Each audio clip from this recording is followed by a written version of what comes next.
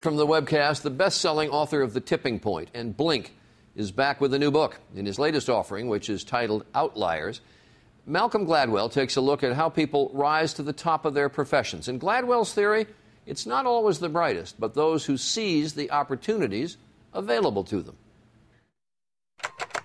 An outlier is a term that scientists use to describe phenomenon that lie outside normal experience. So if it was 90 degrees today in New York, we would describe today as an outlying day. I'm interested in using that term to describe people who are sort of out of the ordinary. And one of those people is Bill Gates.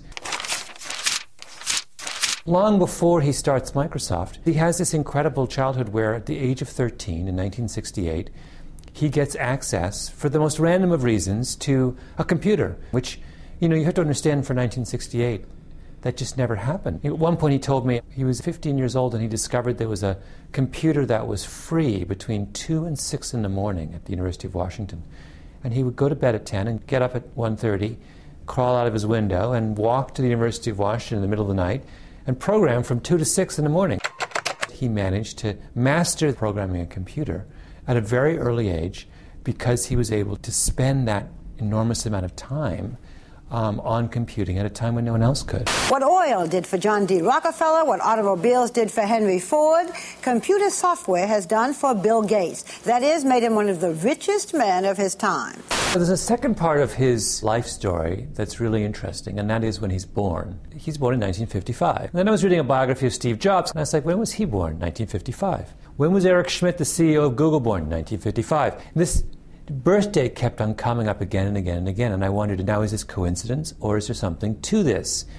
And the answer is there's something to it, that the computer revolution as we know it starts in 1976. And all of these guys were 21 when that hits. And 21 is the perfect age to be when the revolution starts, right? If you're 17, you're too young. And if you're 25 and you're a computer geek, you already are kind of aligned with the old paradigm of mainframe computers.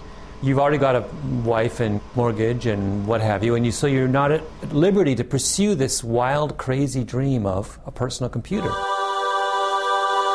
And so these guys, it's no coincidence, they're all born in 55, right? Because they have the additional advantage that gives them this extraordinary advantage of being the right age at the moment when things hit.